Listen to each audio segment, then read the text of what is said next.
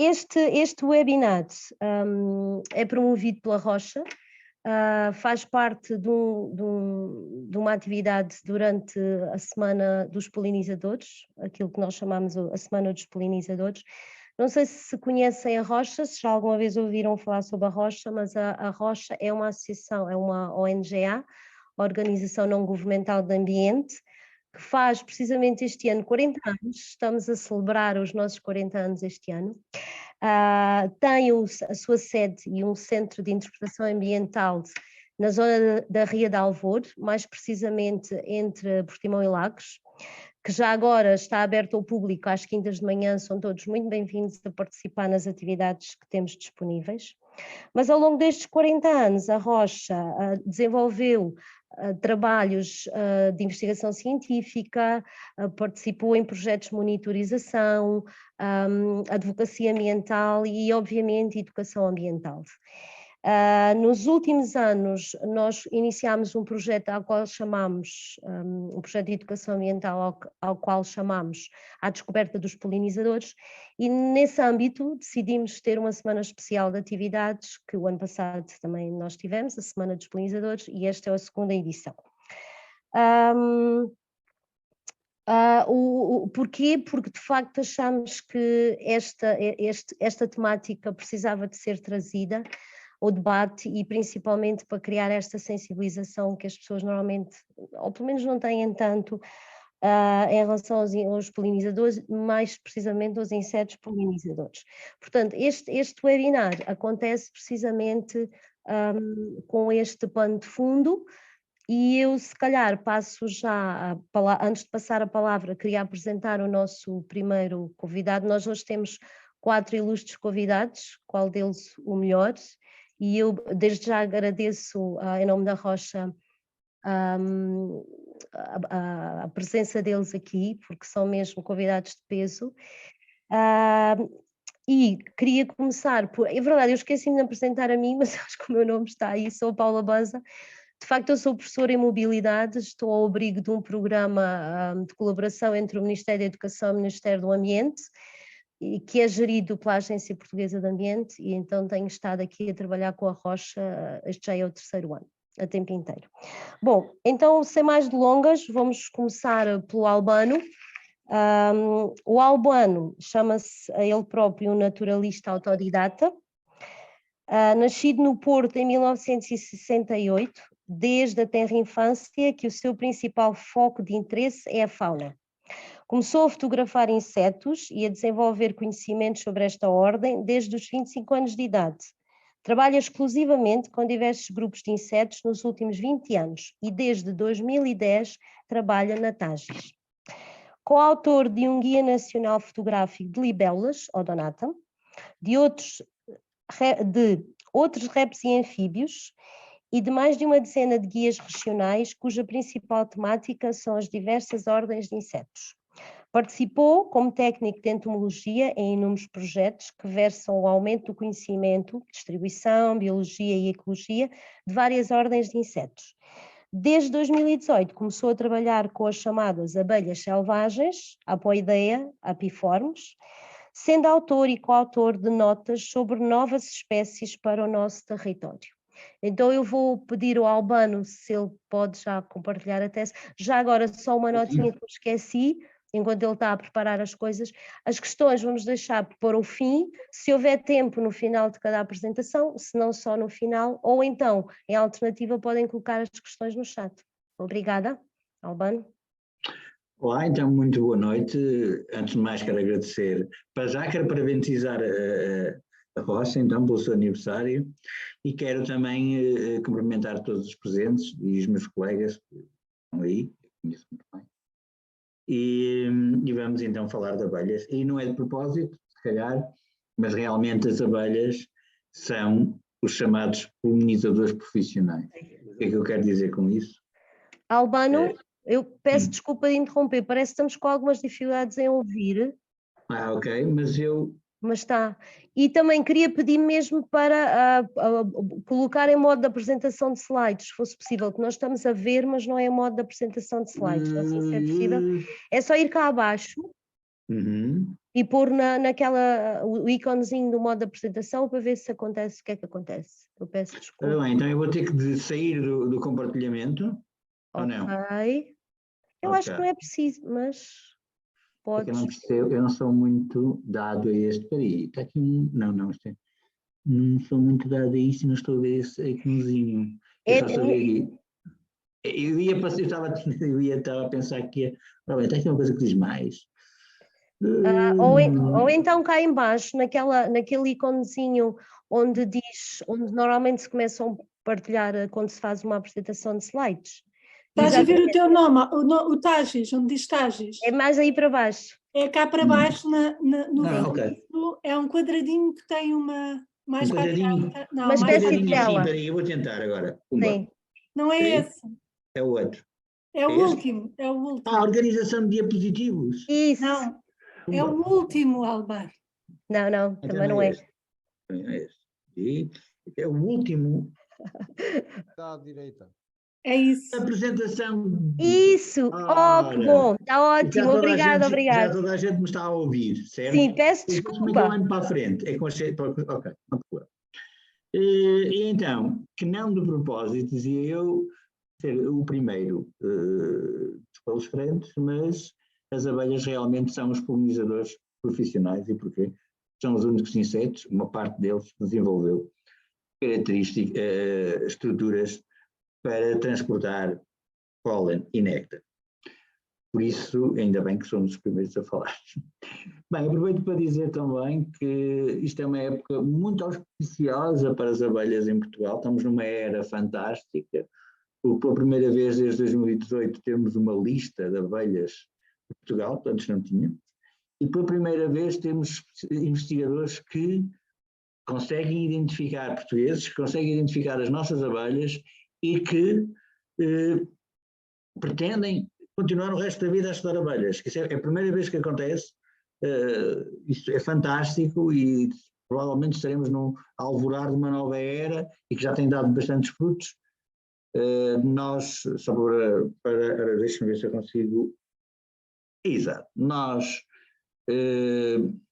estamos neste momento com uma lista de aproximadamente 730 espécies de abelhas, incluindo a do mel e as outras todas 729. Então isto leva-me à questão do que é uma abelha, assim muito rapidamente. Uma abelha é quase como um modo de vida, mais do que outra coisa qualquer, porque as abelhas são um pouco mais do que vespas que se tornaram vegetarianas. Ou seja, as vespas, uma parte das vespas verdadeiras, nós conhecemos como vespas, também se alimentam de néctar e de pólen nas plantas, os adultos, mas depois quando com as crias a coisa muda de figura porque têm que alimentar as crias com proteína animal. Ora, as abelhas descobriram, um grupo de vespas descobriu um processo aqui há muitos milhões de anos, há cerca de mais de 130 milhões de anos, de continuar a alimentar as crias com a mesma coisa que os adultos comem, ou seja, com néctar e pólen, se bem que transformado. Então tornaram-se, desenvolveram estruturas para esse fim e para transportar néctar e pólen e tornaram-se nas abelhas. Por isso as abelhas, o que é uma abelha é precisamente isso. É mais um modo de vida do que outra coisa. A diversidade de abelhas é enorme. Nós temos, como eu disse, 730, mas se calhar temos mais, não sabemos muito bem. Todos os anos aumentam, conseguimos encontrar novas espécies, até inclusive novas espécies para a ciência, mas todos os anos também algumas velhas identificações caem em descrédito, porque afinal não era aquela espécie. Por isso nós andamos 3 espécies para cima e 2 espécies para baixo todos os anos. Provavelmente chegaremos às 750, alguns nos próximos anos.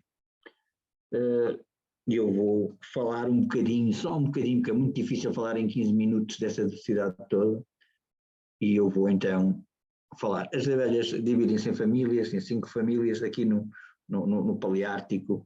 Uma das maiores famílias são os andremídeos. Temos aqui uma espécie muito comum, muito bonita, que é a Andrena agilíssima. Os andremídeos pertencem ao grupo das chamadas abelhas de língua curta. porque há outras que são, claro, com antagonismo as língua comprida, e são abelhas muito diversas. Neste grupo existem muitas especialistas, ou seja, abelhas que só recolhem pólen e néctar de determinadas famílias de plantas ou até de uma só espécie de plantas, e por aí pode-se ver qual é a importância destes animais para o ecossistema, porque tem uma ligação muito íntima com as plantas. Esta família é muito diversa, compreende diversos géneros. Esta, por exemplo, estamos a olhar para uma que só vai buscar, só recolhe pólen de apiáceas, ou seja, de plantas da família dos alhos, não, perdão, das cenouras, do funcho, e outras plantas que não são comestíveis, e tem uma ligação muito íntima com elas. Esta outra é uma abelha também já da época mais seca do verão, e gosta também de plantas que aparecem nessa altura, tipo Eryngium, que é onde ela está. Isto tudo são abelhas que se encontram aqui, quase todas. Esta por acaso não, encontra-se um bocadinho mais a norte, que é uma abelha que foi descrita para a ciência há muito poucos anos, em 2019, e que é muito comum, o nosso desconhecimento é enorme.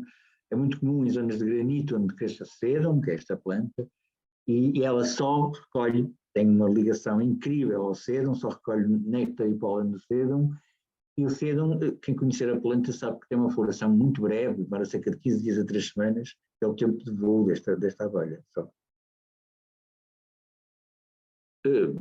Temos aqui uma outra espécie, que é uma espécie já de outono, ou seja, há abelhas para todos os gostos, há abelhas para quase todas as composições florais, e isso é fantástico.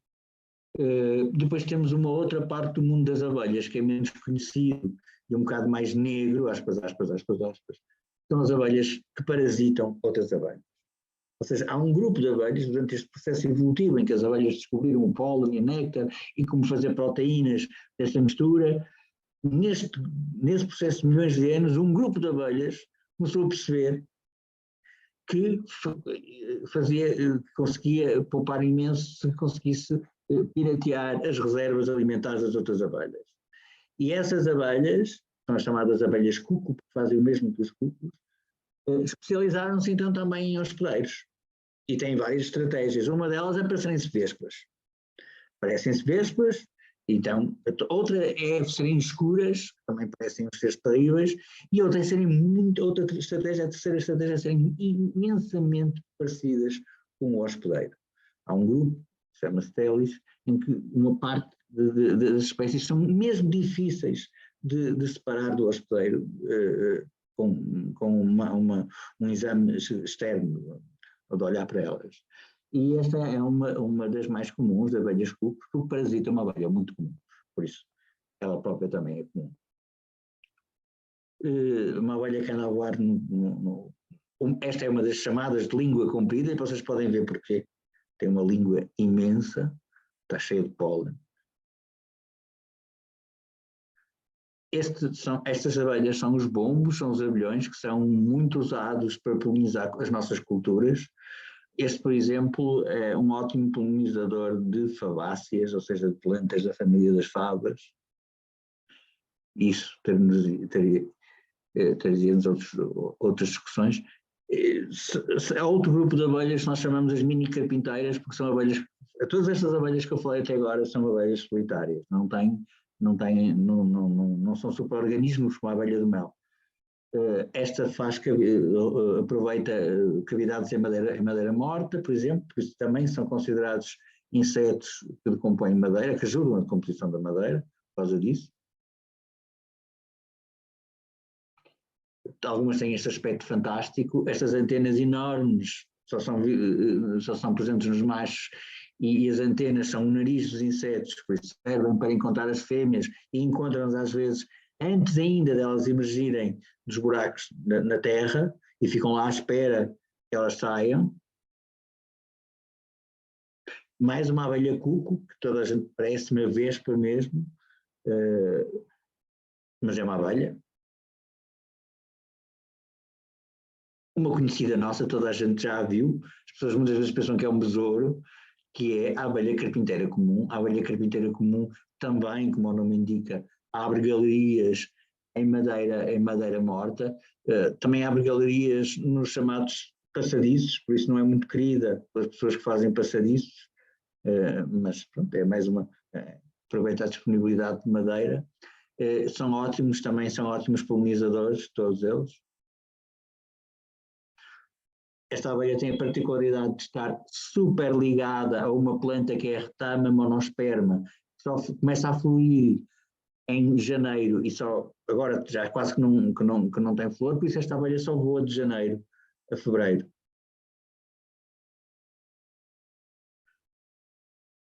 Mais uma espécie, esta está ligada aos alhos e às cebolas, só recolhe néctar e pólen dos alhos e das cebolas. Os olitírios, nesta família, estas abelhas são quase todas desenvolveram um tipo de comportamento social, ou seja, muitas delas têm inclusive rainhas, só que não produzem mel, porque o mel só é produzido pela abelha do mel, porque ela mantém colónias ativas o ano inteiro, e o mel é a reserva alimentar dessa colónia. Estas não, durante o inverno entram em dormência e só ficam as rainhas. Uma abelha com 3 milímetros e pouco, é a nossa abelha mais pequena daqui que voa em Portugal. Há abelhas minúsculas, a maior parte delas são mais pequenas que a abelha do mel, por isso também passam um bocado despercebidas. Abelhas que fazem ninhos com pelos de plantas, com fibras de plantas, são as chamadas abelhas cardadoras. Outra abelha cuco também tem um aspecto assim, muito esquisito, é uma abelha que parasita também outro tipo de abelhas. Os megaquilídeos, que como se vê aqui na parte inferior do abdômen tem ali parece uma escova, é onde elas carregam o pólen e o néctar e não nas patas como as outras abelhas. Cá está o outro megaquilídeo, podem ver a parte inferior do abdômen está cheio de pólen. Estas são as dasipódias que tipicamente têm muitos pelos nas patas, por isso transportam o pólen e o néctar nas patas. E pronto, chegamos ao fim desta parte, é a parte de mostrar uma pequena amostra da diversidade. Como proteger a diversidade de abelhas? Boas práticas. Ora bem, a melhor maneira de proteger qualquer grupo, qualquer taxa, qualquer grupo, é proteger o habitat. Proteger o habitat, tentar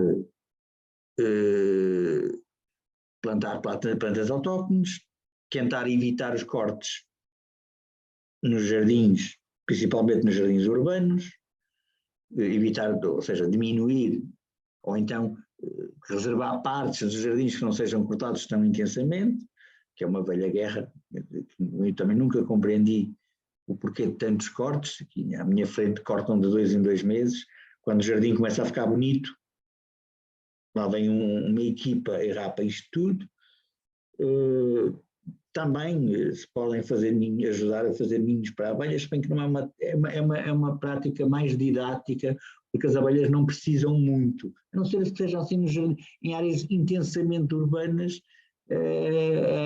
as abelhas arranjam sempre sítios para fazer ninhos. Mas pronto, fazer ninhos também não faz mal, para mostrar que existem outras abelhas sem ser a abelha do mel, e principalmente esclarecer e divulgar o conhecimento são, para mim, a melhor maneira de falar, conseguir chegar às pessoas que decidem, é a melhor maneira de proteger a diversidade de abelhas e de outros animais. O quinto, eu já falei um bocadinho, o breve estado da arte, a que nível estamos no conhecimento das nossas abelhas e o que estamos a fazer. É assim, o conhecimento das nossas abelhas desenvolveu-se imenso nos últimos 4 anos. Nós, há 5 anos atrás, nem sequer sabíamos quantas espécies é que tínhamos, pensávamos que teríamos umas 300 ou 400 espécies de abelhas, mas não havia uma lista crítica das nossas abelhas. Em 2018 saiu um livro chamado Bees of Portugal, feito por 3 investigadores ingleses, e isso despoltou uma curiosidade em muita gente, em mim, inclusivamente, para saber onde é que elas andavam, quem eram essas abelhas. Depois veio a lista vermelha dos invertebrados, que teve um esforço enorme de amostragem, e um dos grupos amostrados foram as abelhas, e a partir daí nós começamos a tentar conhecer as nossas abelhas. Portanto, apareceram outros projetos, apareceram cursos de formação, e hoje em dia já, como eu disse no início, é ótimo, estamos num nível que nunca estivemos, que é pessoas que conseguem, e pesquisadores portugueses a conseguir identificar as nossas próprias abelhas e a querer trabalhar com as abelhas para o resto da vida, porque são trabalhos com 700 espécies, não, é para o resto da vida. E estamos a descobrir coisas engraçadíssimas. A maior parte das abelhas, mais de metade das abelhas são comuns no país todo. Basta dar-lhes uma pequena possibilidade, basta que existam jardins com um bocadinho de áreas que não sejam sempre cortadas, que não tenham só exóticas, que elas subsistem. E que num jardim da capital de um país como Portugal, como pelo menos Lisboa, num parquezinho, uma mata de Alvalade aqui por trás da minha casa, podem facilmente existir mais de 150 espécies de abelhas. Numa área de um jardim urbaníssimo, como ali o Jardim da Praça de Londres, que tem exóticas, que podem estar a voar ao mesmo tempo cerca de 25 a 30 espécies de abelhas no verão. Isso é incrível, nós não sabíamos disso. Ou seja, são seres resilientes que se lhes derem a oportunidade, eles proliferam. E sim, gostávamos muito que houvesse um investimento mais no conhecimento das abelhas e nos polinizadores em geral, fazer atlas e coisas assim, porque realmente estamos a descobrir coisas muito engraçadas. E todos os anos, como eu disse, existem espécies novas, espécies que estavam saudadas para a Espanha, por exemplo, e que depois afinal descobrimos que estão aqui em Portugal, e até algumas aqui perto de casa.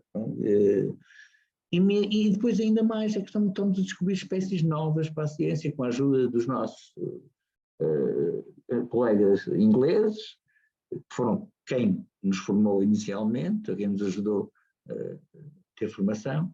Estamos a descobrir espécies novas e também novos relacionamentos com plantas, porque são espécies que estão muitas vezes dependentes de plantas, de uma só única planta.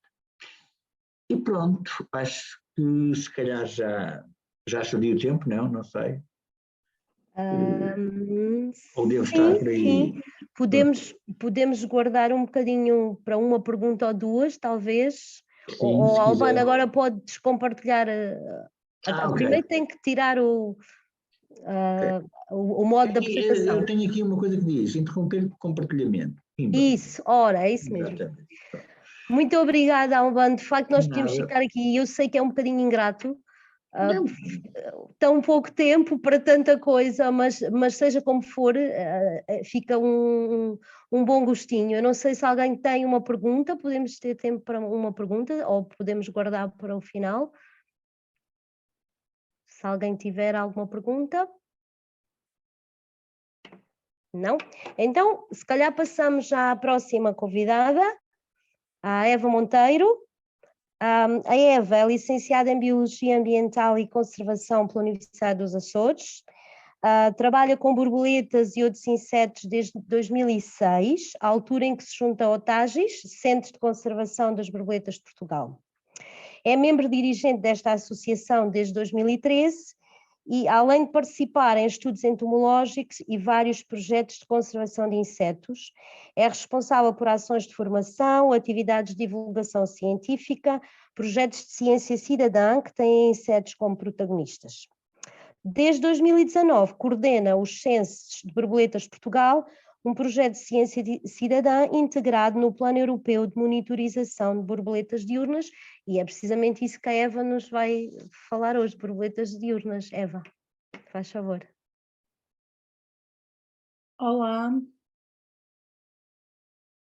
Então, muito boa tarde. Obrigada pelo convite e obrigada a todos por estarem aqui.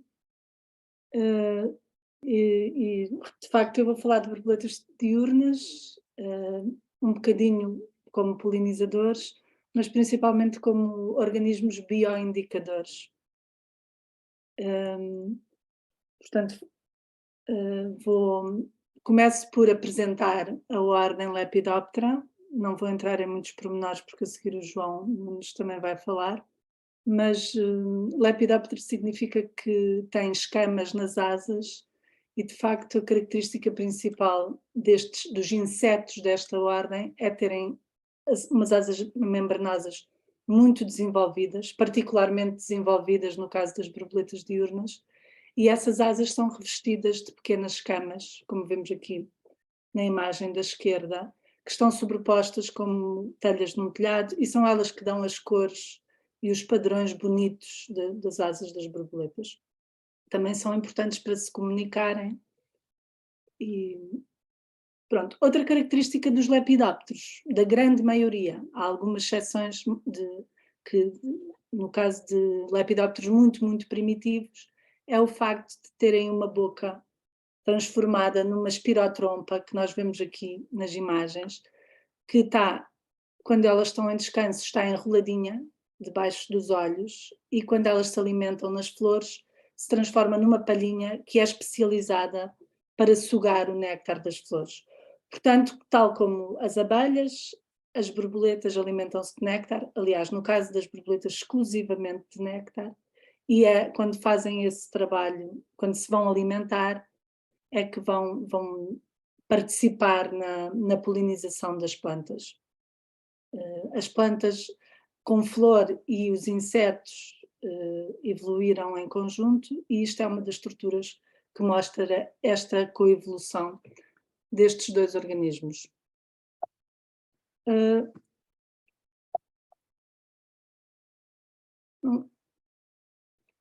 Eu também queria chamar-vos a atenção para a grande diversidade que existe na ordem, não só na ordem Lepidoptera, mas também de todos os insetos. Os insetos são o grupo de organismos que existe na Terra com mais diversidade, com maior número de espécies. De acordo com o GBIF, é claro que há outros números, mas o número de espécies conhecidas atualmente de insetos é de 1.105.000, portanto é mais de 2/3 de todos os animais, e a grande maioria destes insetos pertencem ao grupo dos caravelhos, seguidos logo pelas borboletas da ordem Lepidoptera, pelas moscas e moscas que é a ordem Diptera, e que a Renata vai falar aqui de um grupo que também é especialista na polinização, e pelos himenópteros, que são também, no caso das abelhas, outros polinizadores por excelência. Como disse o Albano, estes números de espécies pode parecer estranho, mas estão sempre a mudar, e provavelmente há quem diga que rapidamente os himenópteros e os dípteros vão ultrapassar em número de espécies, quer os lepidópteros, quer os coleópteros, e que só ainda não o fizeram porque não são muito estudados nem conhecidos. Dentro dos lepidópteros também existe aqui uma grande disparidade no número de espécies. Portanto, nós temos a grande maioria das espécies de lepidópteros pertence ao grupo das borboletas noturnas, algumas delas que até voam durante o dia, mas as ditas borboletas noturnas, ou traças, ou heteróceros, que estão aqui um exemplo e que o João Nunes depois vai falar mais em pormenor. E só mais ou menos 10% é que são borboletas diurnas. As borboletas diurnas são, de facto, bons polinizadores, são aquilo que nós podemos chamar polinizadores generalistas, só se alimentam de néctar, no estado adulto, não é? As lagartas, que são os estados imaturos, alimentam-se de plantas, e nós dizemos que são polinizadores generalistas porque não têm nenhuma preferência pelo tipo de planta, de flor que visitam. Portanto, fazem a polinização, não são muito especialistas e fazem um bom serviço, claro, de polinização, porque só se alimentam de néctar. mas eu gostava de falar delas hoje, mais também tem a ver com aquilo que eu rezo, ou como é que se diz, o que eu prego, que é a utilização das borboletas diurnas como organismos bioindicadores. As borboletas diurnas não são especialistas em termos do tipo de plantas que visitam, mas são muitas espécies são especialistas de habitats.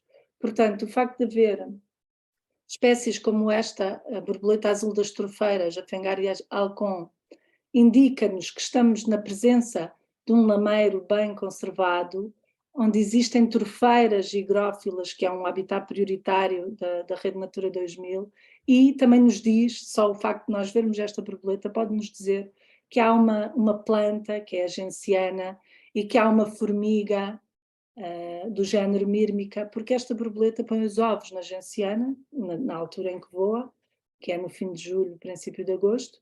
Dos ovos vai ser uma lagarta que começa por se alimentar da genciana, mas quando começa a ficar mais fresco, em setembro, nestes lameiros de altitude, neste caso, por exemplo, o Campo Bem Feito é na Serra de Montemuro, mas também há algumas populações no Alvão, o que acontece então é que a lagarta deixa-se cair e é adotada por formigas. Portanto, a presença desta borboleta é um bioindicador. A sua presença pode nos dizer qual é a qualidade de um habitat e mesmo de estarmos presentes perante um habitat prioritário, como são as trofeiras higrófilas, com a presença de genciana. Outros exemplos de espécies que são indicadoras de habitats, por exemplo, aqui temos a Apatura ilia, ou o imperador roxo, seria o nome comum, que só existe em áreas de galerias ripícolas muito bem conservadas. Ou Favonius quercus, que, como o seu nome comum não científico, específico indica, precisa de quercos, porque ela põe os ovos em quercos e as suas lagartas, diferentes espécies do género quercus, as suas lagartas só se alimentam dessa planta e, portanto, é preciso estarmos na presença. Neste caso, por exemplo, aqui que vemos na imagem, é da Neabia de Serapicos, onde há um carvalhal imenso de quercus pirinaica, ou carvalho negral, e também há uma grande população destas borboletas. E porquê é que é importante nós termos insetos bioindicadores? Porque, de facto, nós estamos perante uma crise de biodiversidade, que já todos ouvimos falar, mas essa crise da biodiversidade também é extensível aos insetos. Em 2017 saiu um artigo que se fez soar o alarme, que viu um declínio de 75% na biomassa de insetos voadores em zonas protegidas, em áreas protegidas na Alemanha. Portanto, nós podemos imaginar que se há um declínio desta magnitude em áreas protegidas, como será em áreas que não estão protegidas? E de facto, apesar deste artigo e de já terem saído desde então mais alguns que dizem mais ou menos o mesmo, a crise da biodiversidade dos insetos não é muito reconhecida. Não é muito reconhecida pelos cientistas e também não é ainda menos reconhecida pelo público em geral. Felizmente isso está a mudar agora e de facto, para nós termos a noção da magnitude desta crise da biodiversidade, nós precisamos ter espécies, temos que monitorizar e não podemos monitorizar todos os insetos e é por isso que as borboletas são ideais. Apesar de tudo, ainda há poucos estudos a longo prazo sobre populações de insetos, mas no caso das borboletas isso não é tão verdade. Isto também sabermos o problema que temos e as suas causas, que são a agricultura intensiva, as alterações dos usos do solo e as alterações climáticas, saber que estas causas persistem faz-nos temer, porque de facto os insetos são muito importantes no funcionamento dos ecossistemas. como polinizadores, e acho que a maior parte das pessoas já estão sensibilizadas para a importância da polinização e dos insetos na reprodução das plantas, mas os insetos também são importantes porque estão na base da cadeia alimentar, porque fazem o controlo das pestes e até de ervas daninhas, porque são herbívoros, fazem a predação de outros insetos e parasitam outros insetos, são uma fonte de alimento para outros animais e também participam na reciclagem dos nutrientes, porque são detritivos e ajudam na produção do solo e na degradação da matéria orgânica. Todas estas funções que são essenciais para o funcionamento dos ecossistemas também são diretamente, podem ser vistas diretamente como serviços para nós, por exemplo, na alimentação. Aliás, proteger a biodiversidade é garantir a segurança alimentar, não só através da polinização, mas também através da produção dos solos e da degradação da matéria orgânica e do controle das pragas. Voltando às nossas borboletas, por que é que as borboletas são então tão boas como organismos bioindicadores e como é que elas podem ser usadas na monitorização da crise dos insetos e não só, também da sua recuperação, esperemos, com as novas medidas que vão ser implementadas? Porque as borboletas são poucas espécies, como já vimos. Por exemplo, em Portugal nós temos 135 espécies de borboletas diurnas, só de abelhas são 720, borboletas noturnas mais de 2000. Além disso, tem uma vida curta, com vários estádios do seu ciclo de vida, que são específicas, como eu já disse, de determinados habitats. Como o seu ciclo de vida é curto, respondem muito rapidamente às mudanças, portanto podem ser o barómetro de que alguma coisa má está a acontecer. São também os insetos mais bem estudados e são fáceis de observar, fundamentalmente. É isto que faz deles grandes organismos bioindicadores, é que são fáceis de observar. Qualquer pessoa com um bocadinho de vontade pode aprender a identificá-los e além disso são muito populares. Toda a gente gosta de borboletas e por isso são os veículos ideais da ciência cidadã. Pronto, esta monitorização de borboletas diurnas é feita em toda a Europa, em alguns países europeus há mais de 30 anos e já tem sido possível com ela termos indicadores, quer da qualidade dos habitats, por exemplo, as pradarias, os bosques, outros indicadores que se estão a pensar construir sobre a qualidade da biodiversidade nas zonas urbanas ou agrícolas. Também dão evidências das alterações climáticas e pronto, é possível calcular realmente quais são as tendências das borboletas, se estão a aumentar ou a diminuir. Responder àquela pergunta clássica, se há menos borboletas agora do que antes. Também podem ser usadas para medir os impactos das alterações nos usos dos solos, por um lado, ou das medidas de conservação, por exemplo, da boa gestão de sítios da rede de Natura 2000. Que há alguns gráficos calculados de vários anos em borboletas, todas elas, menos a primeira, existem em Portugal. Dá para ver as suas flutuações e também dá para ver que algumas estão a diminuir. Um indicador muito conhecido é o indicador das borboletas de pradarias, de borboletas, em que, de facto, com dados de espécies, 17 espécies características de prados de toda a Europa, foi possível perceber que, de facto, já existe um declínio neste grupo de espécies nas pradarias, o que indica que as pradarias europeias estão a desaparecer e que estão a ser, ou que estão a perder a sua qualidade, o seu grau de conservação. Pronto, nós entramos em 2019, não vou entrar muito nisto, a ideia é alargar a mais países da Europa. No caso de Portugal em si, nós, pronto, começámos em 2019, como já disse, desde então o número de transectos tem vindo a aumentar imenso. e temos agora 61 sítios onde se contaram borboletas, pelo menos durante um ano, nos últimos 4 anos. Em 2022 não estavam todos ativos, os que estão a vermelho são aqueles que não estão ativos. E também temos a participação de muita gente, voluntários, cientistas cidadãos, que contam borboletas, mas também entidades, por exemplo, o ICNF, responsáveis, profissionais, também contam borboletas de forma profissional, como parte das suas funções na conservação da natureza, nomeadamente os vigilantes da natureza e alguns técnicos do ICNF. Também profissionais municipais e em organizações não governamentais, como é o caso da Rocha, que até está ali indicada, tem 2 transetos indicados de rosa.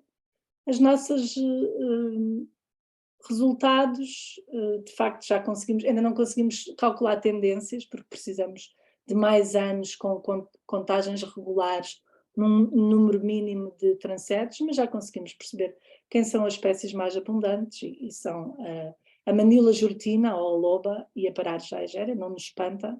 Aqui também temos o caso da Napi, que é uma borboleta que se calhar não é assim tão comum, mas que quando ocorre às vezes em alguns locais pode ser muito numerosa, e foi o que aconteceu, houve uma explosão de Napis. Ou a borboleta pequena da couve, a borboleta grande da couve. Já conseguimos até agora contar, no total dos 4 anos, somar 102 espécies, o que é bom. Não sei. Estou pronto. Em relação, eu gostava também de falar um bocado da Rocha, porque a Rocha de facto é uma das organizações não governamentais que adotou não um, mas 2 transetos logo no início do projeto, e desde então já contaram, são os 2 transetos relativamente próximos e perto do sítio onde trabalham, da sede da Rocha. E de facto isso produz muito bons resultados. No primeiro transeto já foram observados, feitos 900 registros, quase 600 no segundo, e 47 espécies e 37 no segundo. De facto, o que é preciso fazer para contar? Isto são também um bocado a diversidade e a abundância nos últimos 3 anos, sem contar com 2023, que ainda não começamos. Já se começou, mas ainda não temos dados. Portanto, o que é importante, o que é preciso para contar borboletas? Uma coisa muito importante, claro, é aprender a identificar a diversidade de borboletas da área, e para isso nós, como eu já disse, as borboletas são mais ou menos fáceis de identificar. Por exemplo, na zona da Rocha, eu duvido que haja muito mais do que 47 espécies. Aliás, eu penso que aqueles 47 espécies devem ser, também contar com alguns organismos que estão identificados ao género, mas tenho que ir ver isso, porque nos 3 anos só foram identificadas 28 espécies no transeto Cruzinha 1, e portanto acho que foi uma grande subida. Mas pronto, aprender a identificar, que é mais ou menos fácil. Recomendamos que peguem numa máquina fotográfica, que comecem a fotografar, e podem pedir-nos autágeis que vos ajude com a identificação. Além disso, também há um guia de campo de borboletas comuns que está disponível no nosso site, que tem 60 espécies comuns, provavelmente a maior parte das espécies que aparecem, diria mesmo, atrevo-me a dizer 99%, das espécies que aparecem no transeto Cruzinha 1 e 2 estão aqui neste guia. Pronto, depois é preciso registar-se nesta plataforma que reúne os dados a nível europeu, escolher um transeto, isto é, um percurso fixo que se faz todas as semanas ou de 15 em 15 dias, e contactar o TAGES, porque o TAGES ajuda na escolha do transeto e na introdução do transeto na plataforma, e depois é começar a fazer as contagens, usando, claro que é preciso estudar um bocadinho no nosso site, podem saber mais sobre as condições para fazer contagens de borboletas, mas o método é o método Pollard, que é contar as borboletas ao longo de um caminho, andando sempre ao mesmo passo, 2,5 metros de um lado, 2,5 metros para o outro e 5 metros para a frente.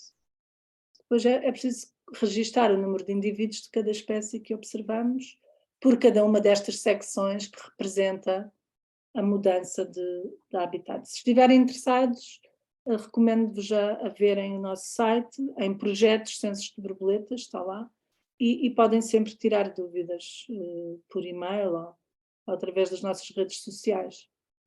Agradeço muito, obrigada. Nós é que agradecemos, Eva, e eu fiquei mesmo impressionada com os nossos dados, acho que não tinha muita noção deles.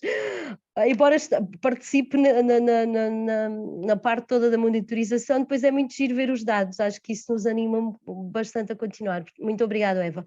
Se cá vamos passar à frente e não fazemos agora já as perguntas, se tiverem alguma pergunta muito premente, eu acho que já há ali algumas no chat e também alguém já está a responder, mas para não atrasar também muito, passávamos ao nosso próximo convidado, está bem? O João Nunes. O João Nunes é engenheiro biológico, entomólogo, licenciado em Bioengenharia pela Faculdade de Engenharia da Universidade do Porto e Instituto de Ciências Biomédicas Abel Salazar, mestre em Engenharia Biológica pela Faculdade de Engenharia da Universidade do Porto. Consultor de Ambiente e Biodiversidade na Flora Data, Biodiversidade, Ambiente e Recursos Naturais. Desde 2020 que coordena e participa em estudos de inventariação de biodiversidade, com destaque para o grupo das borboletas noturnas. Atualmente é também coordenador do Projeto Nacional da Amostragem de Borboletas Noturnas, denominado Rede de Estações de Borboletas Noturnas, agora enquadrado no projeto europeu SPRING. Possui mais de 10 artigos publicados sobre lepidópteros de Portugal. João, força. Obrigada.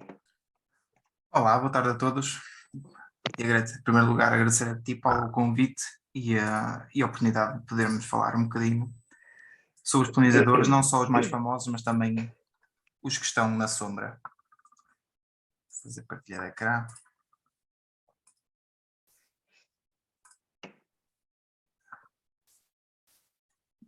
Oi. Julgo que estão a ver a apresentação. Uhum. Okay. Pronto. Borboletas noturnas. A Eva, e muito bem, já introduziu, já adiantou parte da apresentação. Eu ia começar com o que é que são as borboletas, em especial as noturnas, e falar das coisas mais banais, que pertencem ao reino animal, ou seja, são seres que se mexem em tempo útil, são artrópodes, animais articulados, insetos, têm características mais normais de 3 pares de patas, usualmente 2 pares de asas, 1 par de antenas, e depois por fim são lepidópteros, que são caracterizados por ter um probóscide, a tal espirotromba que a Eva já referiu, e o corpo, neste caso as asas, revestidas de escamas.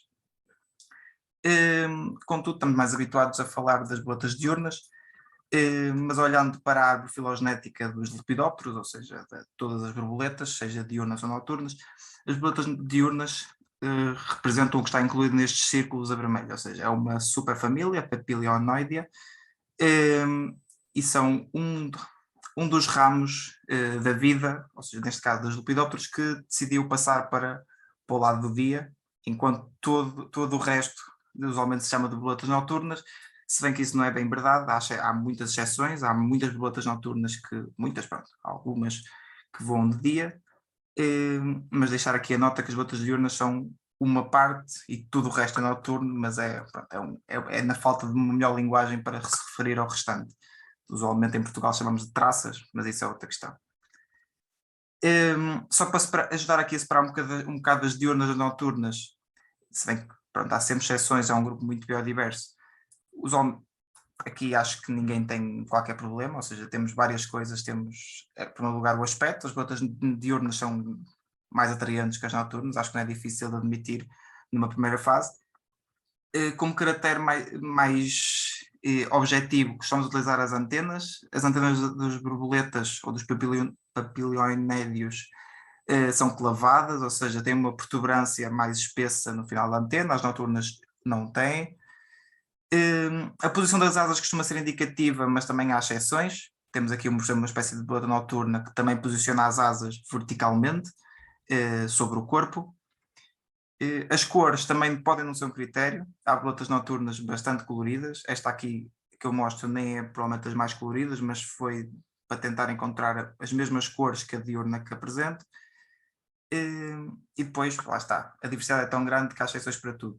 Esta boleta azul que está à direita é também uma boleta noturna, entre aspas, apesar de ser de uma família que só voa durante o dia. São os ziganídeos e, curiosamente, também têm as antenas mais ou menos clavadas.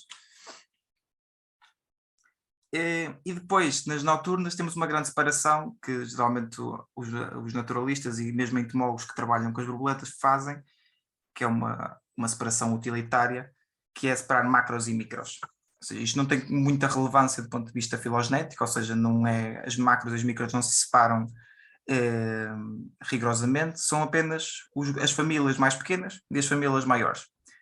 Por exemplo, numa amostragem de boletas noturnas, aqui, como temos aqui na imagem, só estas 3 é que são macros, o resto é tudo micros. Nem sempre é assim, mas pronto, há uma diversidade e quanto mais reduzimos a escala, mais a diversidade amplia.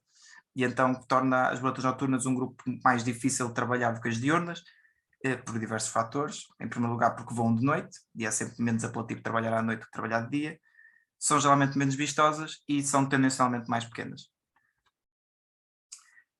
Para mostrar só aqui um pouco da diversidade, à semelhança do que o Albano fez, queria só correr aqui algumas superfamílias muito rapidamente para mostrar a diversidade morfológica e peço que retenham que a diversidade morfológica está associada também a uma diversidade ecológica. Ou seja, as borboletas não são só diferentes, não são só estaticamente diferentes, têm também um ciclo de vida muito diferente e que vai de encontro ao que aquilo que a Eva estava a dizer, da questão de serem bioindicadores. Mas isso já tenho um slide mais à frente para falar mais em pormenor.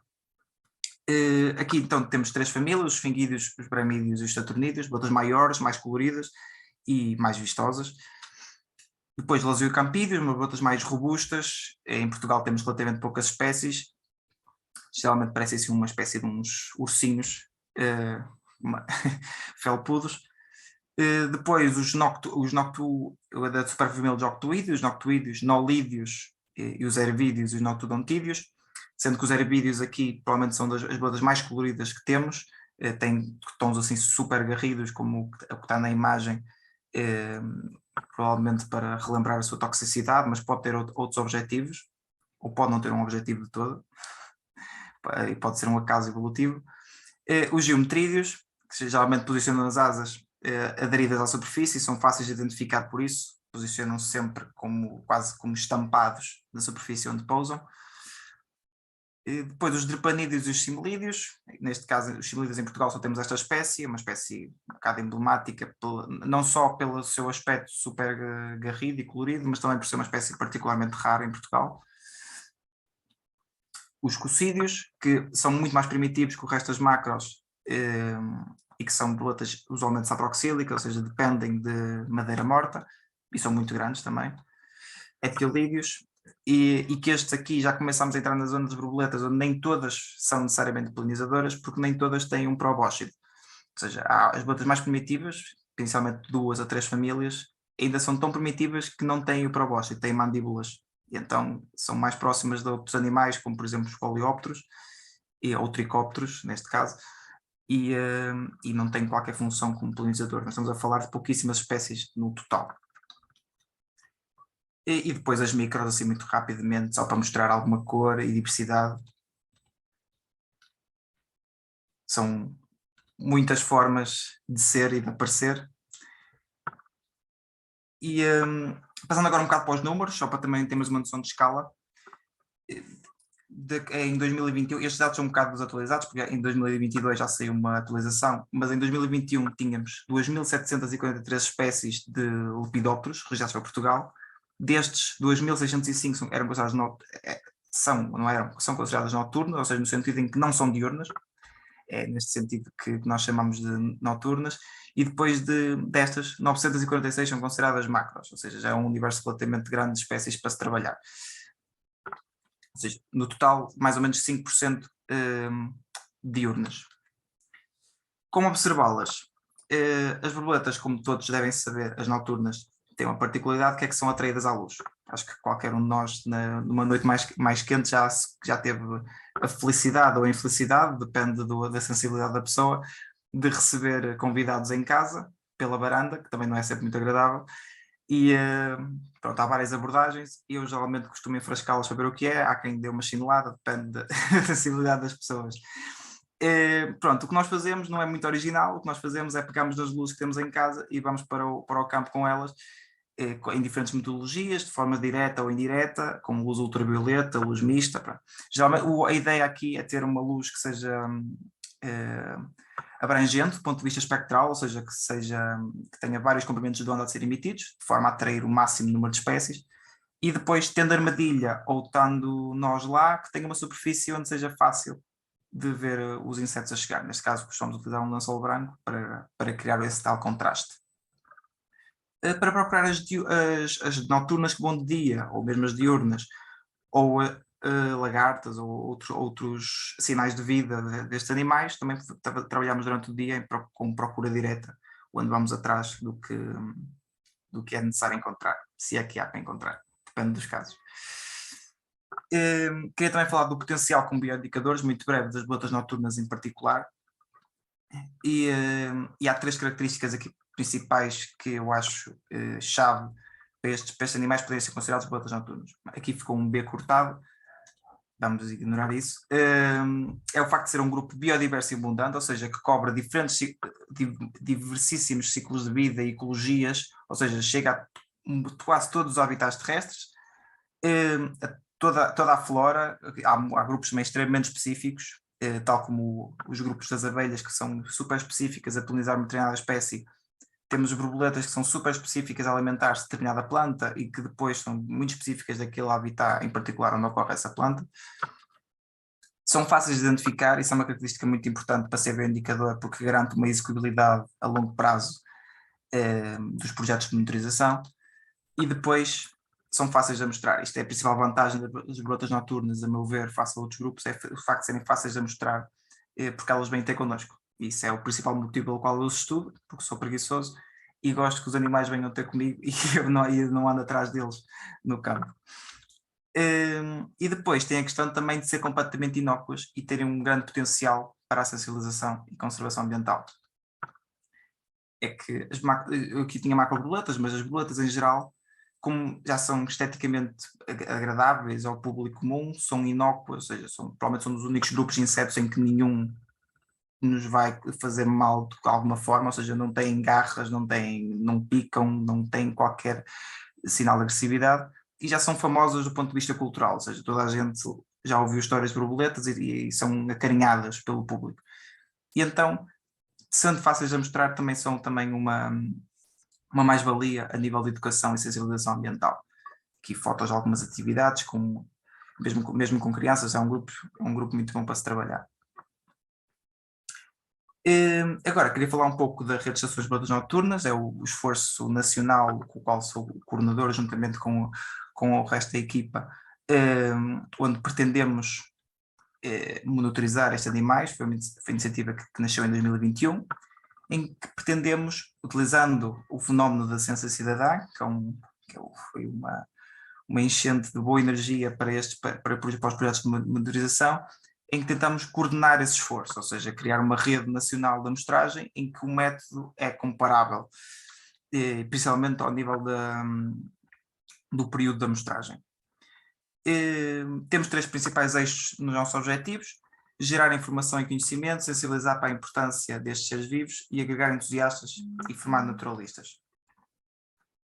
A metodologia consiste basicamente em armadilhar uma vez por mês, ou seja, a parte mais complicada aqui é construir a armadilha, mas nem sempre é necessário construir. Podemos, por exemplo, utilizar um método, digamos, tradicional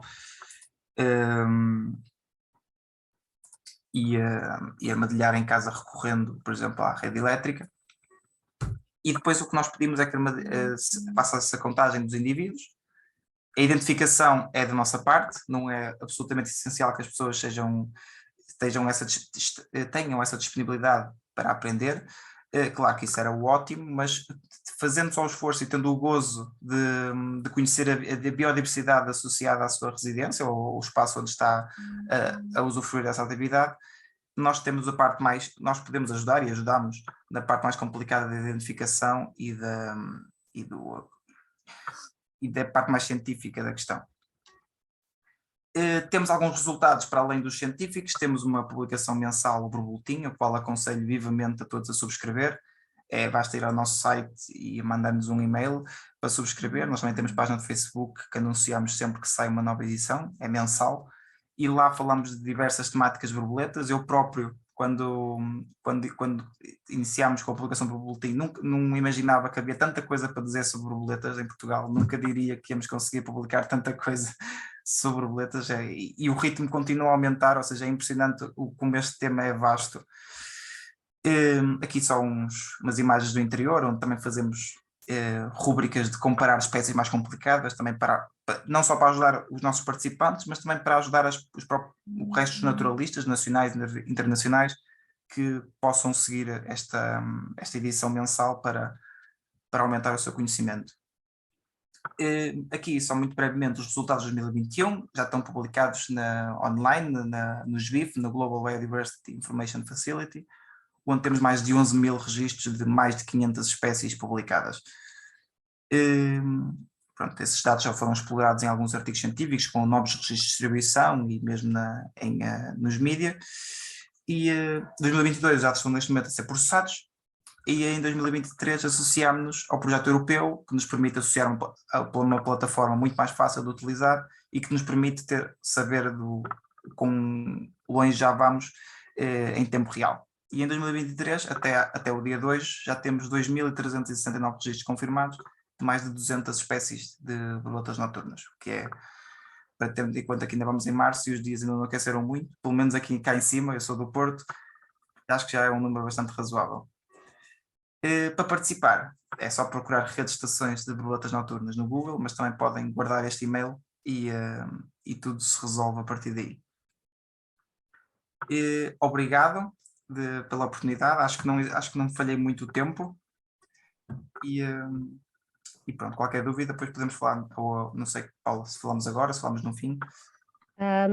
Obrigada, João. Não falhaste no tempo, estive muito bem, mas se calhar para manter aqui o ritmo, a não ser que alguém tenha uma pergunta muito urgente, para não falharmos este ritmo e mantermos, se calhar vamos introduzir a Renata, ok? E depois ela vai terminar, quando terminar a palestra, eu penso e espero mesmo que vamos ter algum tempo para questões. Sim, passamos então à Renata. A Renata Santos é bióloga, trabalha desde 2013 nas áreas de entomologia, biologia da conservação e educação ambiental com o TAGIS, Centro de Conservação das Borboletas de Portugal, em projetos como a Rede de Estações da Biodiversidade, a exposição Insetos em Ordem e a lista vermelha de grupos de invertebrados terrestres e de água doce de Portugal continental. Atualmente está a tirar o doutoramento em uso sustentável da terra, com especialização em Engenharia Agronómica na Universidade de Lisboa, com foco na entomofauna da vinha, em modo biológico e nas associações entre espécies de plantas nativas, pragas, auxiliares e polinizadores. Ao longo da sua carreira tem vindo a trabalhar com vários grupos de insetos, tendo um interesse particular nas moscas da fruta, família Syrphidae. Então, Renata, à vontade. Obrigada, Paula. Vou então partilhar a minha tela. Queria só dizer que tenho interesse especial nas moscas das flores, já agora, não da fruta, que são as que vamos falar hoje. Eu peço desculpa, foi não faz meu. São aqueles pequenos detalhes. Pronto, então eu queria agradecer imenso o convite para estar aqui hoje, para poder ter a oportunidade de falar um bocadinho aqui sobre este último grupo de polinizadores do dia, as moscas das flores. Antes de começar, queria só também dizer que vou utilizar a grande maioria das fotografias que vou mostrar aqui hoje são do Rui Félix ou do Albano Soares, estão aqui as iniciais, que são os nossos grandes fotógrafos que trabalham com o TAGIS e tiram estas grandes fotografias. E então, as moscas das flores, como o nome indica, são moscas, não é? Pertencem a um grupo dos insetos que é a ordem Diptera, que é que, como o nome indica, isto em grego significa duas, ptera, asas. Este grupo de insetos, ao contrário da maioria dos insetos, só tem um par de asas. Este grupo inclui os mosquitos e as moscas. E estes insetos perderam ao longo da evolução o segundo par de asas, que foi transformado aqui em balancetes, que são estas pequenas estruturas que vemos aqui, que servem para ajudar ao seu equilíbrio durante o voo, e que é aquilo que mais facilmente permite distinguir as moscas de, por exemplo, outros grupos parecidos como as abelhas ou as vespas. As moscas em particular separam-se dos mosquitos especialmente pelo facto de terem antenas muito mais curtas, no caso das moscas das flores, muitas vezes com 3 segmentos. E então, as moscas das flores de que eu vou falar hoje pertencem todas apenas a uma família, que são os Syrphidae, que é uma família conhecida pelos nomes comuns de moscas das flores, moscas pairadoras, se traduzirmos o inglês, que são hoverflies. Os ingleses chamam-lhe hoverflies porque elas têm este comportamento de pairar assim no ar, a voar, muitas vezes perto das flores ou ao longo dos caminhos, debaixo das árvores. Têm este comportamento muito característico. E também conhecidas como sirfídeos, nome comum. E todas elas têm esta característica identificativa nas asas de terem aqui uma veia chamada vena spúria que caracteriza esta família. Todas elas não, já me enganei, porque há sempre exceções no mundo dos insetos. Há algumas espécies que não têm esta veia, mas são uma minoria. E, portanto, no mundo há mais de 6.700 espécies desta família e em Portugal temos mais de 200 espécies. Também como as abelhas, como aquilo que o Albano disse para as abelhas, temos vindo a descobrir novas espécies para Portugal e ainda temos muitas por descobrir, portanto, certamente que este número vai estar sempre a aumentar, por isso é que eu ainda não pus aqui um número completamente exato. O que mais caracteriza esta família e aquilo pelo qual elas são famosas é o seu mimetismo de abelhas e vespas. Estas moscas são completamente inofensivas, não picam, mas imitam para se defenderem dos predadores, para enganarem os predadores, digamos, imitam as cores, os padrões, muitas vezes os pelos das abelhas e das vespas que têm ferrão. E aqui temos um caso, temos duas moscas das flores que imitam a abelha do mel. Esta mosca até é o seu nome comum é mosca zangão. Os zangões são os machos da abelha do mel e, portanto, o seu nome expressa mesmo a parecença que ela demonstra com a abelha do mel. Outros casos aqui de mimetismo, temos esta mosca, o Chrysotoxon intermedium, que imita vespas e imita bem. Tem pelos muito curtos, tem as cores semelhantes, até tem o pormenor de ter as antenas, apesar de só terem 3 segmentos, de serem as típicas antenas das moscas das flores, os segmentos são alargados, são mais compridos para imitar o comprimento das antenas compridas das vespas. E também tem aqui as asas escurecidas para imitar aqui este pormenor das vespas terem as asas dobradas e parecerem mais escurecidas também. E, portanto, elas são boas imitadoras. E este caso ainda mais paradigmático da Milesia crabruniformis, que é uma mosca que imita a vespa crabro e por isso se chama crabruniformis, tem forma de crabro. E como podem ver, o seu padrão, e até aqui de frente, é muito parecido com a vespa crabro. É um caso. E é grande também. A vespa crabro é das nossas maiores vespas, portanto, esta mosca também é bastante grande. E, tal como as borboletas, as abelhas, as moscas também são organismos com uma metamorfose completa.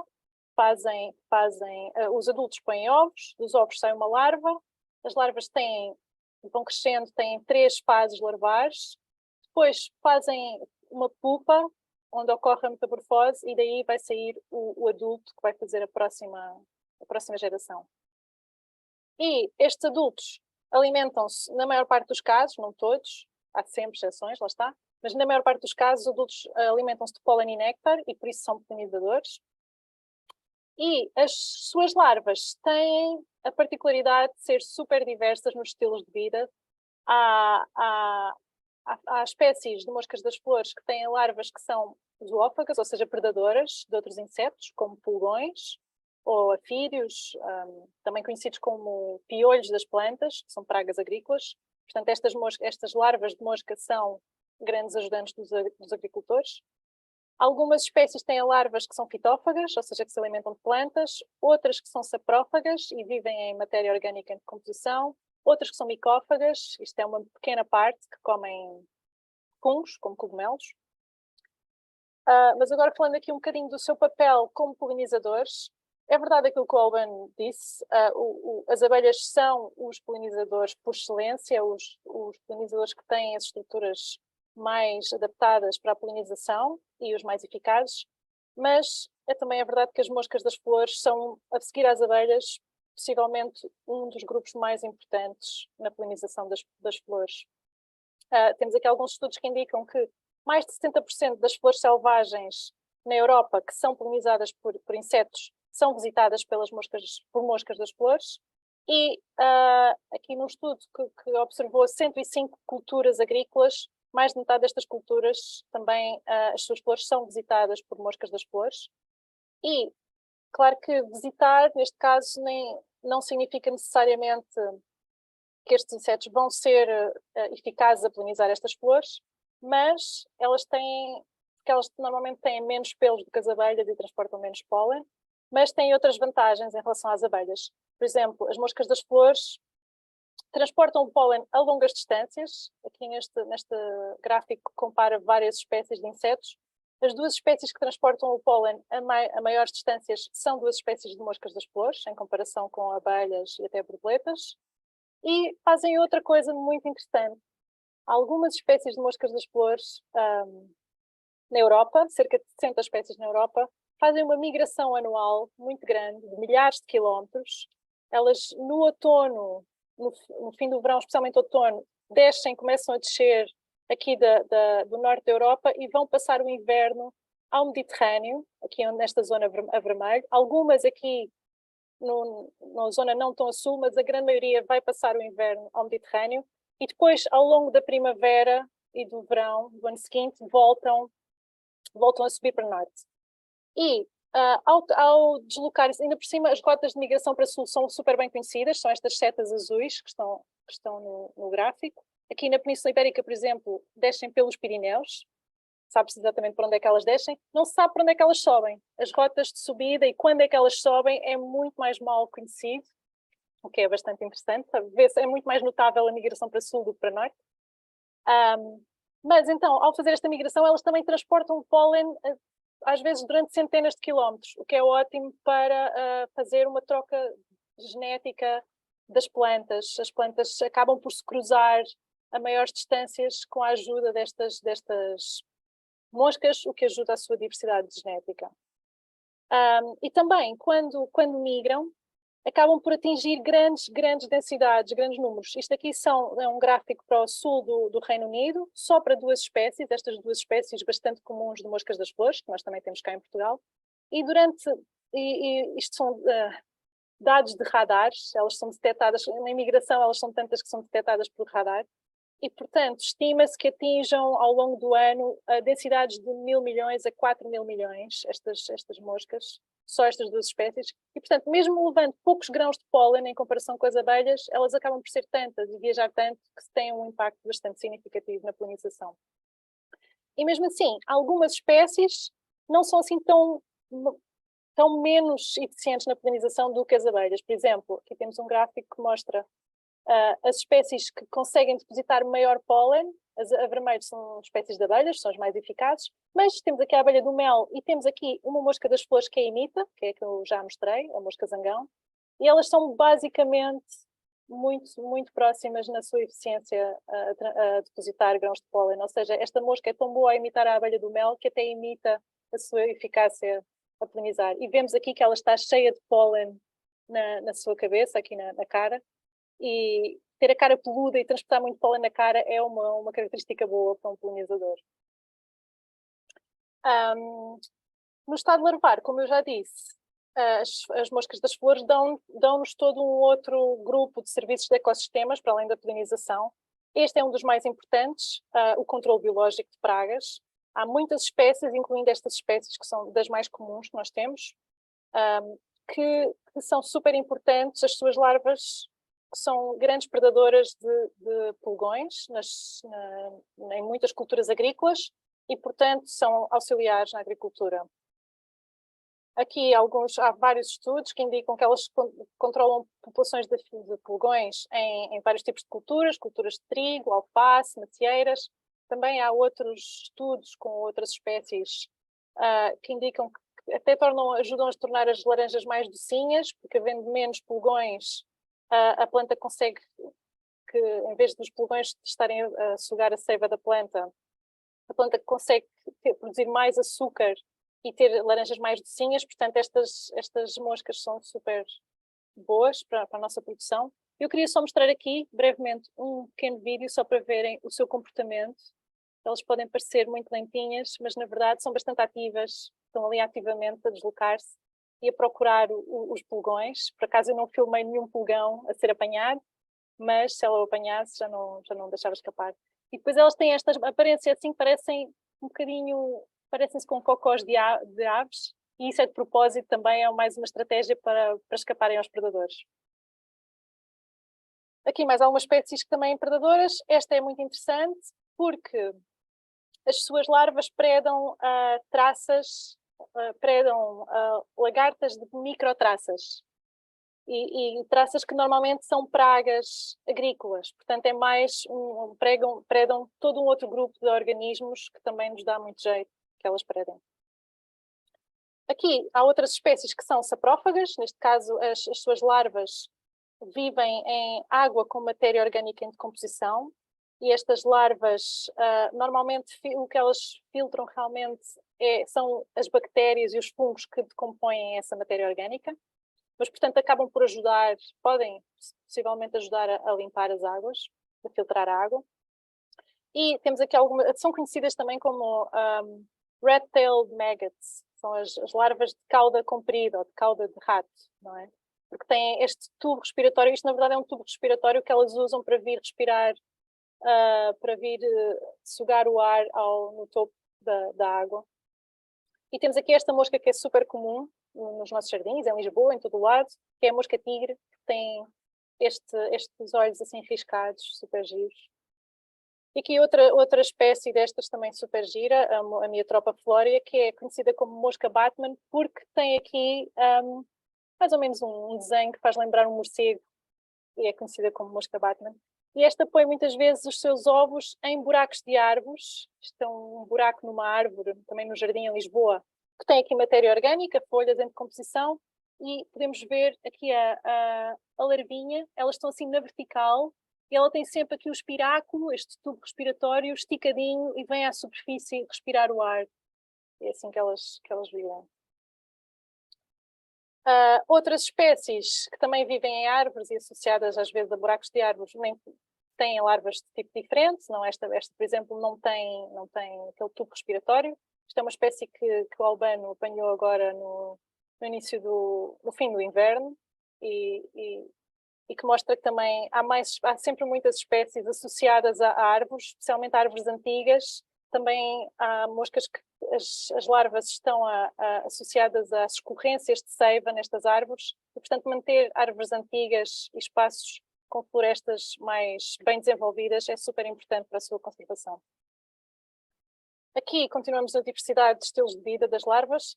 Esta mosca, as suas larvas predam afídeos que vivem dentro de ninhos de formigas, portanto elas vivem dentro dos ninhos das formigas e comem esses afídeos. Esta volucela e as outras volucelas as larvas vivem dentro de ninhos de vespas sociais e normalmente ou são detritívoras e comem os detritos, ou são predadoras e comem mesmo as larvas das vespas. Tem aqui um caso um bocado extremo, de um ninho de vespas super infestado por estas larvas, que são as larvas de mosca, que andam aqui de um lado para o outro, muito ativas.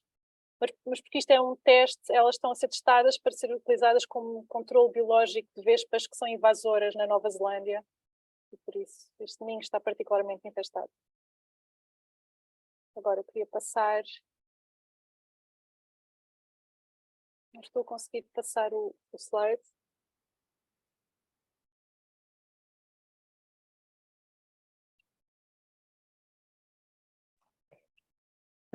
Já parou o filme? Já parou? Ok, já passei. Okay. Desculpa.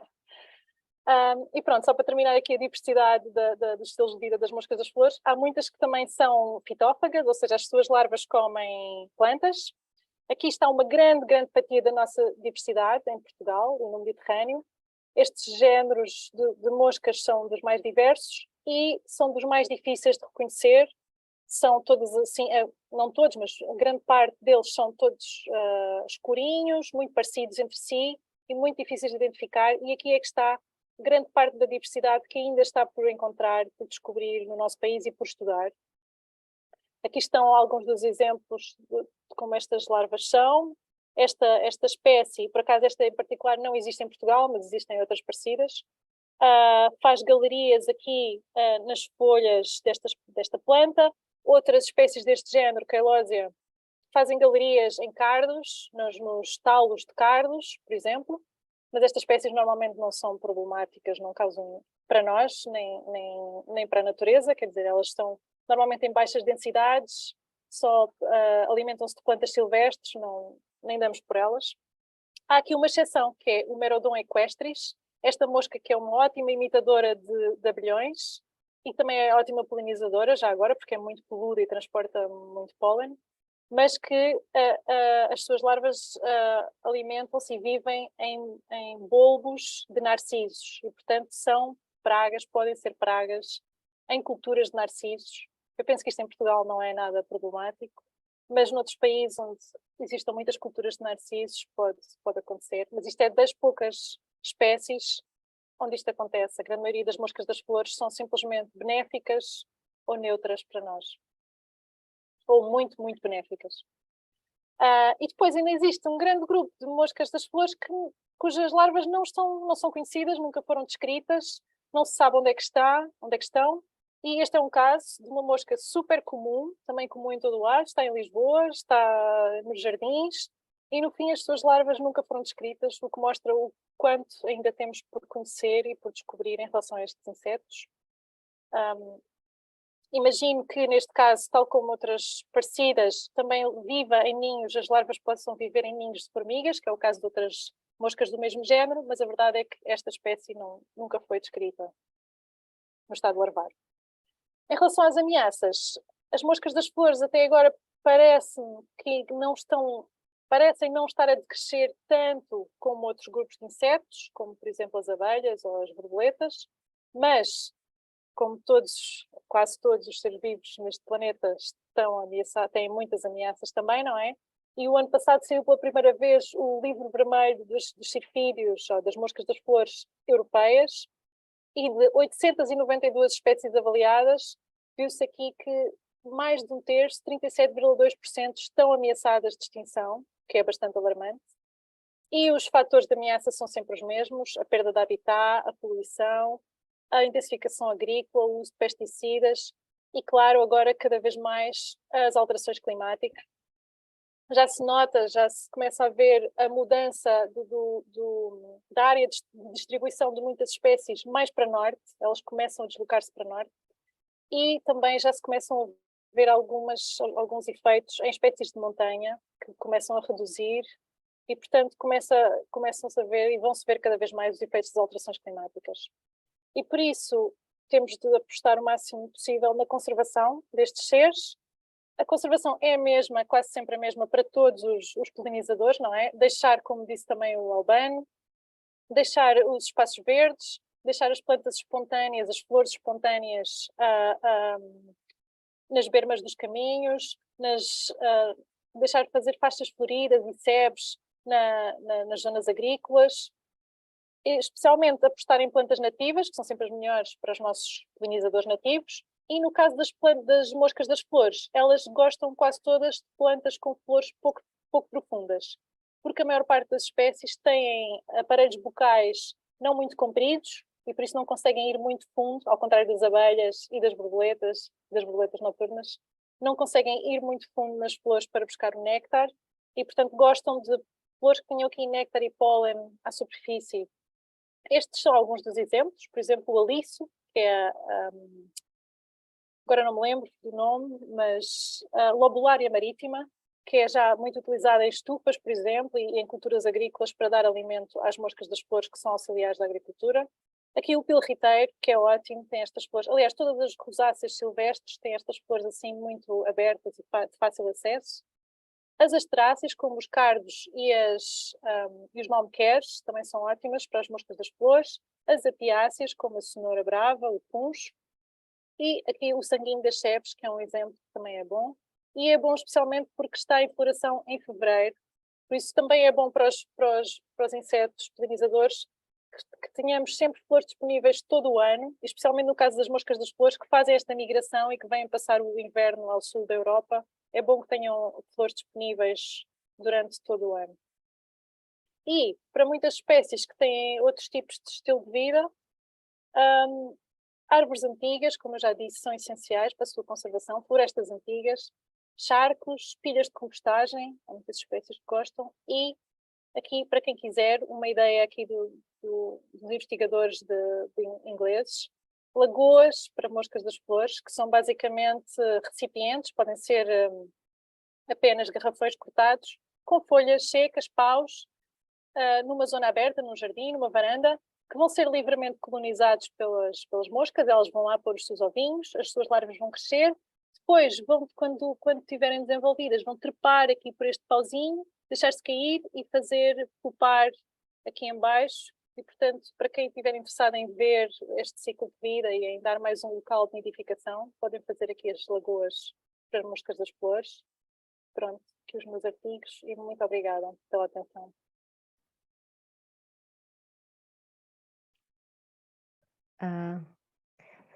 Muito obrigada a nós, Renata.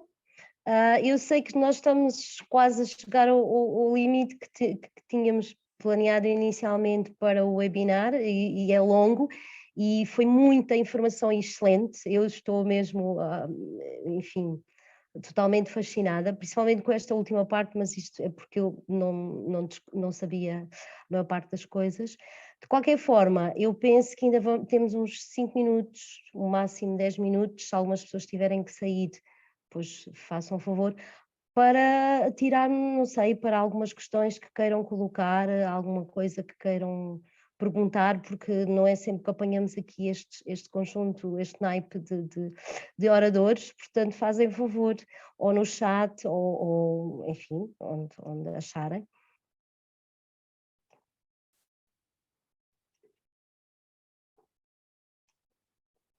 Ninguém quer iniciar?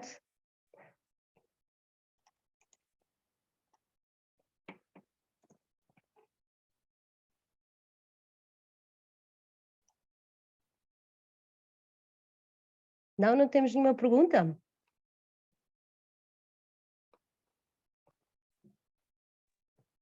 Boa noite. Não tenho nenhuma pergunta em concreto, mas queria felicitar a todos porque realmente eu penso que ainda não se sabe assim tanto de polinizadores como se deveria dar atenção no nosso país. E realmente, se as borboletas são o grupo que abre portas aos insetos e ao estudo dos insetos, penso que todos os outros são não menos importantes e devemos ainda mais felicitar por haver pessoas tão interessadas e a trabalharem nestes temas, também em Portugal, porque a diversidade de certeza que é imensa na Península Ibérica, se o é para outros grupos, nestes com certeza. Eu estou aqui também pela Universidade de Évora, recentemente associei-me à Tagis para fazer um transeto de borboletas, que já iniciamos e estamos muito motivados, mas eu penso que para além das borboletas nós vamos também estar atentos aos outros polinizadores e se descobrirmos assim se conseguirmos fotografar algumas coisas, depois se calhar endereçarei para cada um dos especialistas que está aqui para ajudarem nas identificações e até a descobrir um pouco mais da diversidade, porque também, como estamos aqui mais no interior do país e existem habitats, por assim dizer, ainda bem conservados, pode ser que descobramos também coisas novas para a ciência. Obrigado. André, já agora também podem ter aí uma estação de borboletas noturnas, porque já começaram com o transeto, isto agora é só começar. Depois, Sim, por acaso continuar. já faço a mostragem também de borboletas noturnas, não estou associado à rede, porque Ainda? faço muito. Mas já tenho alguns dados das borboletas também, aqui para Évora, e sim, estarei em contacto também com o João para lhe enviar Ok, algumas dúvidas ok. venha, de identificação. Muito Obrigado. obrigada, André, pela participação. Não sei se mais alguém gostava de fazer uma pergunta ou um outro comentário.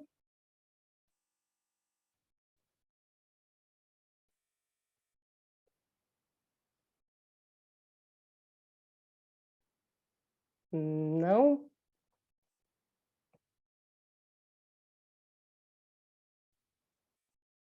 Ok, também não vamos ficar aqui a tentar a inventar. Eu, por acaso, não era tanto uma pergunta, era mais uma curiosidade, que é como é que começar? Nós tivemos aqui estes grupos todos eles muito diferentes e também grupos que muito desafiantes, que nos desafiam bastante. Com algumas dicas que nos queiram dizer como começar, como é que não nos motivar, não sei. Acho que era mais por aí que eu gostava de lançar esse desafio. Então, se calhar eu vou começar já agora. Depois passo aos meus colegas, que eles sabem responder melhor esta pergunta. Mas eu diria que começar perto de casa é sempre bom. Começar por começar a conhecer as espécies mais próximas de nós, porque é como o Albano disse também, a diversidade é imensa em qualquer lado, em qualquer jardim, mas é sempre a mesma, não é? Por isso, se nós formos lá várias vezes, acabamos por nos familiarizar, e eu acho que é sempre por aí que devemos começar e usar a fotografia o mais possível para fotografar os diferentes insetos, e assim vamos entrando, vamos começando a reconhecer as espécies, e acho que esta é a minha dica, mas vamos ver o que eles dizem. Bem, eu posso também dizer que acho que é por aí, não é? Isto é tipo uma bola de neve. Há pessoas que têm um bocado mais apetência para isso do que outras, não é? Eu todos os dias, e principalmente nesta época, recebo montes de solicitações para pessoas que fotografam e de pessoas que fotografam e querem saber o que é que fotografaram. E isso é tipo uma adição, é tipo um vício. É um vício bom, não é? É uma coisa boa. Mas tenho, e infelizmente não consigo responder a toda a gente, principalmente nesta época, mas tenho sempre, e é isso, começam, geralmente até vêm de outros grupos, e tem a ver muito com a imagem também, com a fotografia, vêm de outros grupos visualmente mais fáceis, identificar como aves, e depois começam a ir pelos insetos e querem fotografar as espécies, querem saber. Infelizmente, nem em todas as espécies é fácil identificar por fotografia, ou até possível, não é? Mas isso depois desperta esse bichinho que vai sendo alimentado. Eu acho que é isso. Não sei se agora a Eva ou o João querem dizer alguma coisa. Obrigada, Renata e Albano. Perceba.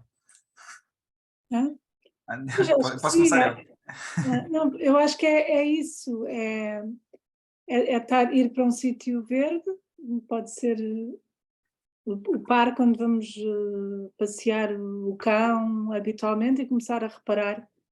É bom ver flores, não é? Estamos aqui a falar de polinizadores, as flores são sempre bonitas e, como diz uma colega nossa, além disso, muitas vezes têm brinde, não é? Se nós estivermos a olhar para as flores, provavelmente vamos ver cá lá uma borboleta pousada, ou uma mosca das flores, ou uma abelha.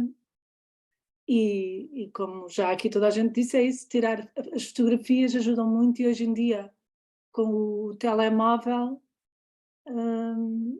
é possível tirar uma fotografia boa, que pronto, nem em todos os grupos vai dar para identificar a espécie, mas pelo menos para perceber o grupo, e isso é outra coisa que, pronto, nós aqui já falámos aqui de 4 grupos de insetos.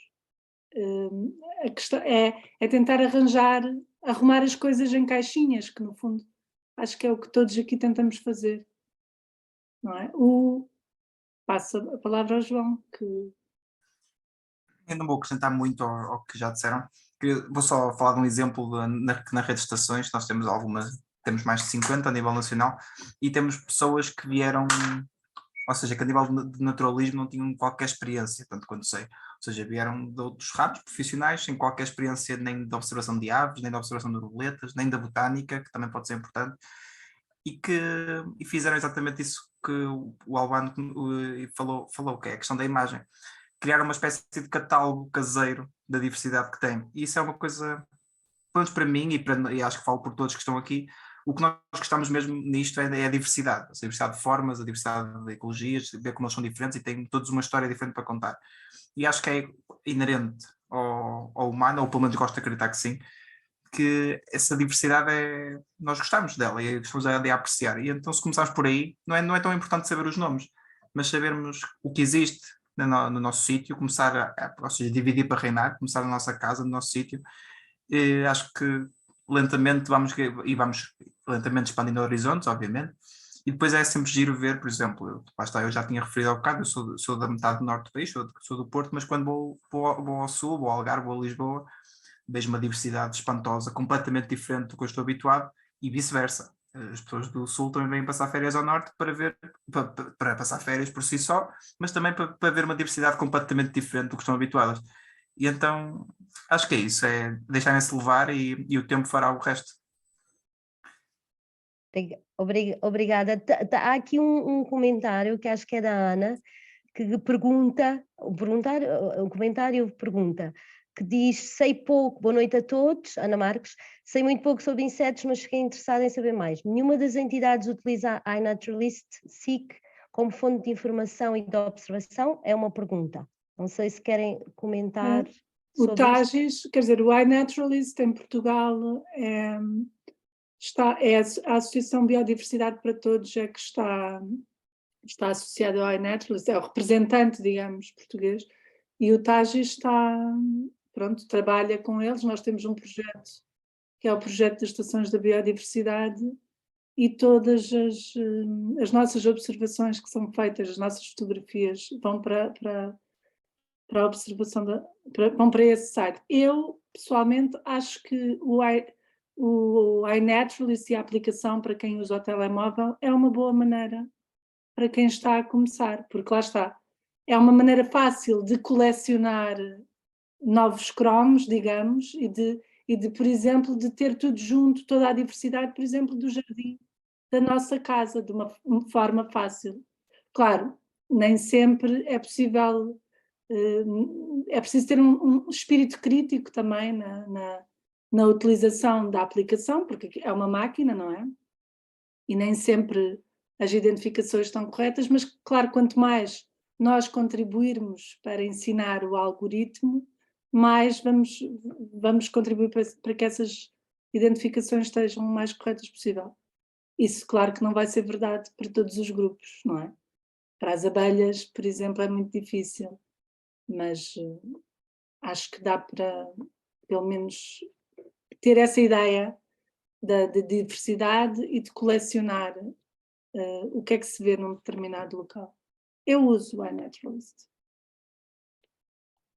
Eu uso para colecionar e para registar, para ficar com a coisa georreferenciada, e também uso para saber, para aprender a identificar coisas que eu não sei identificar.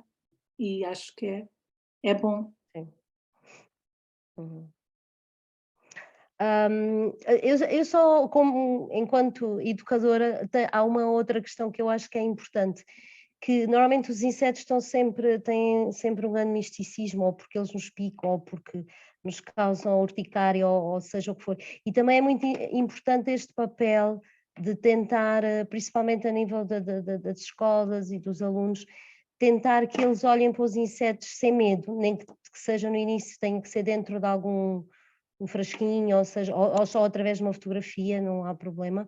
Mas este trabalho também é muito importante, porque é uma forma das pessoas começarem a não ter medo dos insetos e a começar a querer conhecê-los um pouco mais e também, por causa disso, perceber a importância que eles têm. É também assim, uma chegazinha.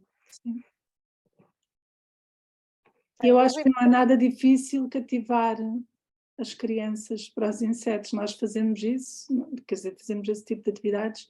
E se no princípio pode haver alguma repulsa, basta, sei lá, 5 minutos com o frasquinho e o bichinho a andar na mão para isso acabar, é fácil.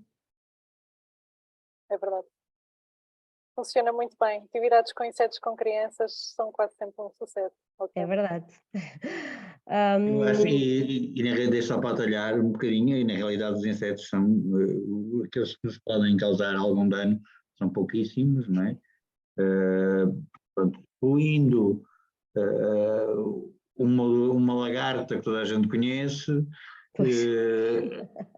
grande parte das vespas e das abelhas que picam, mas não têm qualquer problema, a não ser que as pessoas tenham uma alergia forte. E geralmente a abelha a mais perigosa é até a que nós a mais insuspeita, é a abelha do mel, que tem uma das ferroadas mais potentes e como vivem em sociedade são muitas, pode causar problemas. De resto, e poucos mais insetos. E depois todos os insetos só picam em último caso. Serem apanhados por mão e pronto. Por isso é que realmente nas idades mais as pessoas na infância é preciso ter algum cuidado com os miúdos, mas depois de explicar, eu acho que eles todos respondem muito bem com isso e ficam calminhos e gostam até querem mexer nos insetos, por isso acho que é bom. Não é complicado. Obrigada, Albano. Bom, se calhar vamos terminar por aqui. Eu quero agradecer mais uma vez o Albano, a Eva, o João, a Renata e também a todos os presentes. E eu deixei no chat um link para fazerem a avaliação deste webinar. Provavelmente depois ainda vou enviar também um e-mail para relembrar que podem fazer essa avaliação. Agradeço imenso a participação. E alguma coisa, pois encontram a Rocha também, os nossos contactos estão disponíveis, ou o meu pessoalmente, e tudo bom para vocês e boas observações, ok? Posso só dizer uma coisa, porque o Jorge Araújo pediu os nossos contactos aqui no chat mais acima. Está bem, está bem. E eu acho que no caso o meu, o da Renata e do Albano, é escrever para o infotages@gmail.com com alguma dúvida. Se quiserem também seguir-nos nas redes sociais, nós também respondemos, e o Albano também já disse que responde diariamente a muitas perguntas com identificações, mas também através do Facebook, do Tages ou do Instagram, nós também respondemos esse tipo de dúvidas. Nem sempre tão rapidamente como gostaríamos, mas tentamos. Pronto, eu ia também dizer o contacto da rede, mas o Jorge Araújo acabou de dizer que já tinha, portanto. Tem. Ok, então uma boa noite a todos. Sim. Boa noite. Obrigada, boa noite. Obrigado, Boa noite, Obrigado. obrigada. Tchau.